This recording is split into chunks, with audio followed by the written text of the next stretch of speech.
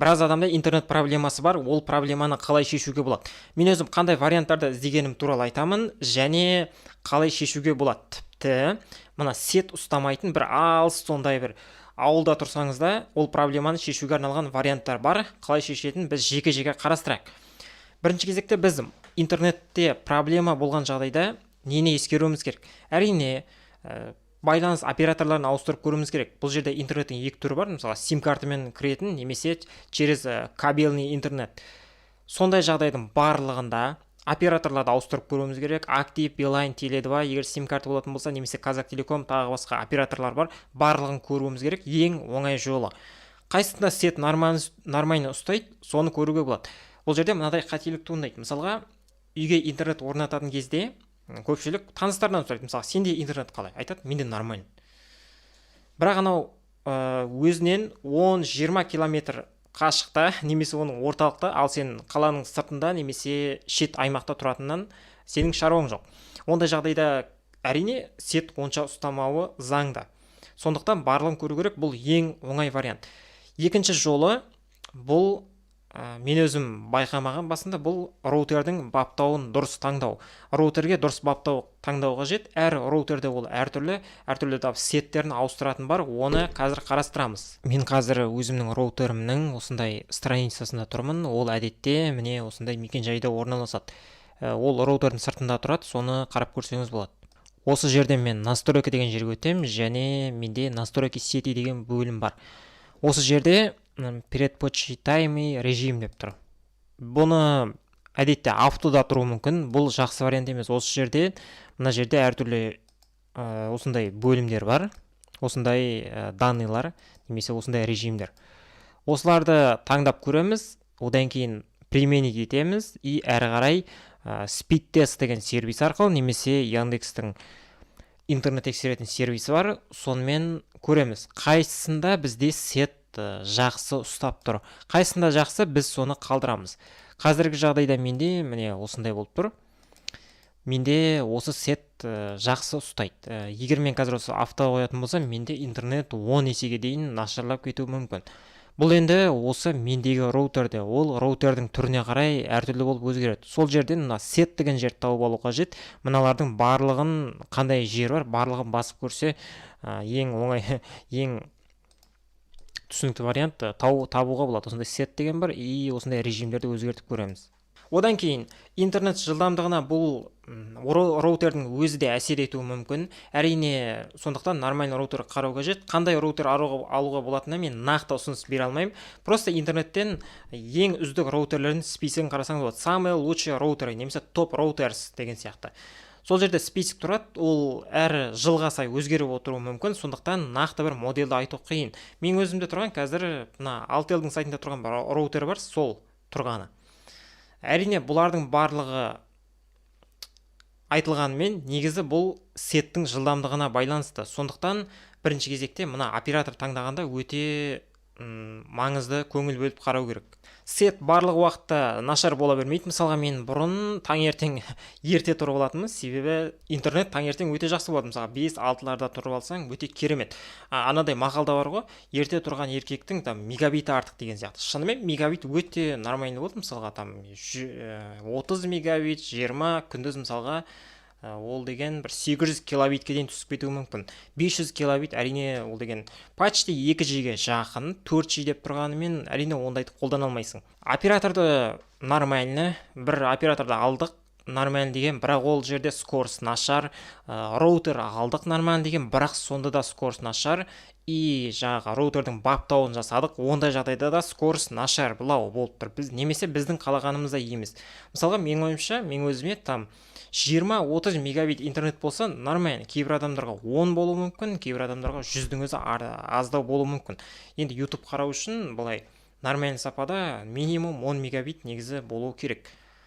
Ондай жағдайда әңгіменің ең көп бөлігіне өтейік, бұл интернет антенналар. Мен ол туралы бір видеода айтқам, қандай антенна алуға болады. Мен өзім бір интернет дүкеннен антенна алғам, бірақ нормально качествосы, қателеспесем, Қазақстанда жасалған. Әрине, Қазақстанда дегенмен аржағында Made in China деп тұрған болуы мүмкін. Ол жағы маңызды емес, жалпы качествосы нормально.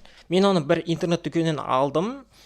Сілтемені төменге қойып кетемін, бірақ айтайын, интернет дүкенінің қызмет көрсету сапасы маған қатты ұнаған жоқ. Жазуға тура келді, чекті жібердім, одан чекті жібергеннен тағы да жаздым, олар жібереміз деді, сосын қайттан звондады, әйтеуір алдық. Нормально, қай жерде тұрсаңыз да жалпы сол жерге доставка жасап береді. Егер қателеспесем сондай, сілтемені тастаймын егер ұмытып кетпесем, немесе осы жерде мен міне осы жерде менде қандай антенна бар, мен соны қойдым. Ол антеннаны жұмыс істеу принципі қандай? Менде мысалы қазір сим картамен интернет тұр, және роутер тұр. Роутердің артында 2 антенна тығатын жер бар. Немесе роутерге қарай біреу болуы мүмкін. Ол жерде әдетте роутердің өзінде примерно осындай кішкентай антенна тұрады, шағын ғана антенна. Соның ол антеннада әрине көмектеседі, дегенмен внешний антенна деген бар, үйдің төбесінде тұрады, и провод арқылы үйге әкеліп қоямыз. Менде сондай антенна. Бұл жақсы көмектеседі, бірақ оны алғаннан кейін дұрыстап баптауға тура келеді. Егер мысалға свет мына жақтан келіп тұр, сен оны мына жаққа қаратып қоятын болсаң, ол әрине жақсы емес. Сондықтан бірінші былай қаратасың, там телефонда арнайы программасы бар, свет қай жаққа апарғанда жақсы ұстап тұр, соның барлығын қарау керек. Тіпті кейбір антенналар бар, мысалға там бірнеше миллиметр там дұрыс емес орнатсаң, свет бірнешесі нашарлап кетуі мүмкін. Сондықтан мына интернет дүкеннен алған кезде, егер қалада тұрсаңыз, сол интернет дүкеннің өзіне барып, егер офлайн точкасы болса, барып консультация алуға болады. Қандайын орнату жеңілдірек, қайсысы дұрысырақ деген секілді. Ондай антенналардың бағасы әртүрлі, там 8 мың тұратыны бар, 30 мың тұратыны бар, мысалға 100 мың тұратыны бар деген сияқты. Мен өзім Microtech деген бір компанияны көргем.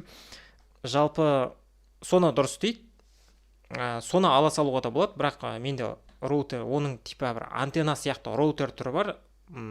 Осы жерге мен фотосын қойып қоямын.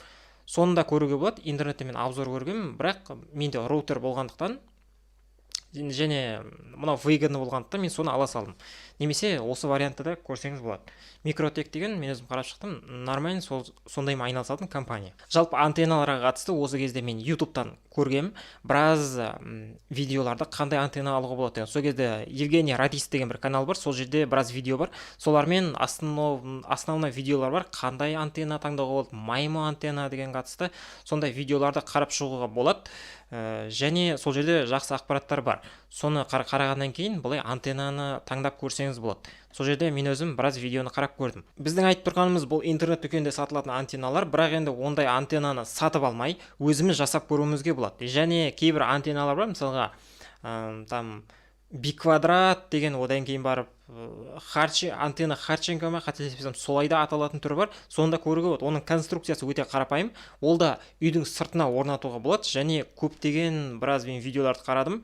Жалпы светті жақсы тартуға көмектеседі. Соны қолмен жасап көруге болады. Егер оны жасағыңыз келетін болса, тек қана сым керек бір, одан кейін барып жалғайды, арнайы сом роутерге тығатын бір арнайы өздерінің болттары болады. Соларды алып көруге болады. Биквадрат деп аталады. Мен өзім қараған, тағы да басқа интернетте модельдері бар. Кейбір мысалға ауылдар бар, ол жерде не только интернет, ол жерде даже телефонда да свет жоқ ешқандай, там бір үлкен биік жерге барып сөйлесу мүмкін. Сондай ауылдар Қазақстанда бар деп ойлаймын. Ондай жағдайда не істеуге болады? Немесе свет өте нашар ұстау мүмкін ауылдық жерлерде. Ондай жағдайда шешудің жалғыз жолы нормальный антенна орнату. Негізі қазіргі өте сондай жақсы антенналар бар. Ондай жағдайда әрине ол жерде кабельный интернет болмайды. Сим карталы бір интернет алып аласыз, көресіз қайсы сеті нормально. Одан кейін роутерге жақсы антенна алуға тура келеді. Мысалы қалалық жерлерде бір орташа деңгейлі антенналар нормально көмектесуі мүмкін, ал ондай жерде вообще көмектеспеуі мүмкін. Сондай жағдайда нормально кәдімгідей антенналар болады. Мысалға мынадай типа тарелка сияқты сондай антенналар бар. Немесе мынадай трюк бар. Бірінші тарелка алып алады, мынадай телевизияға арналған, соның ортасына жаңа бір модем болады, сим карта салатын, соны қойып қояды. И сол арқылы арнайы удлинитель арқылы компьютерге жалғап қояды. Бұл да светті жақсартудың өте жақсы жолы. Мен оны мына Криосан деген каналдан көрдім. Ол жерде мысалға жақсы көрсетеді. Соны да байқап көруге болады. Немесе роутер жай ғана модемді сыртқа шығарып көрсеңіз де болады. Ондай жағдайда светті жақсы көмектеседі. Бірақ енді үлкен антенна тым қымбат болатын болса, жаңағыдай бар. Бірінші телевизиялық антенна алып аласыз, оның ортасына жаңағы модемді қоясыз, ұзартқыш арқылы, қазақша айта берейік, ұзартқыш арқылы компьютерге жалап қоясыз, бұл өте жақсы көмектесуі тиіс. Және бұл өте алыста тұрсаңыз да, тіпті қаладан өте сондай алыста тұрып сет ұстамайтын ауылдарда да бұл көмектесуі тиіс. Сондай варианттарды байқап көруге болады. Сосын мен кезінде мынадай варианттарды да көргем. Мысалға, қалай интернет жылдамдығын жақсартуға болады деп интернеттен көргем. Сол кезде біраз ютубта видеолар шығады. Сол жерде мысалға там Windowsқа кіресің, осындай настройкасіне осындай программалар бар деп айтады. Дегенмен бұл жерде интернет өте хреновый болатын болса, интернеттің провайдерден келіп тұрған сет, ондай жағдайда бұл жақсы көмектеседі. Иә, там Windows'та мысалға бір сетті өзіне 20% ұстап қалатын бір ограничение қоятын бар. Соны мысалға алып тастауға болады. Сондай жағдайда скорость чуть-чуть жақсартуға болады. Мен бірақ айтайын, менің жағдайымда ол қатты көмектескен жоқ, және көп жағдайда ол көмектеседі деп мен ойламаймын. Себебі сет нашар келіп тұр. Ондай жағдайда қандай баптау жасай бер, ешқандай бір айтарлықтай өзгеріс болмауы мүмкін. Дегенмен, оны да байқап көруге болады. Қалай интернет жылдамдығын арттыруға болады деп орысша, ағылшынша ютубқа жазатын болса, инструкциялар бар. Соны да байқап көруге болады. Вариант ретінде.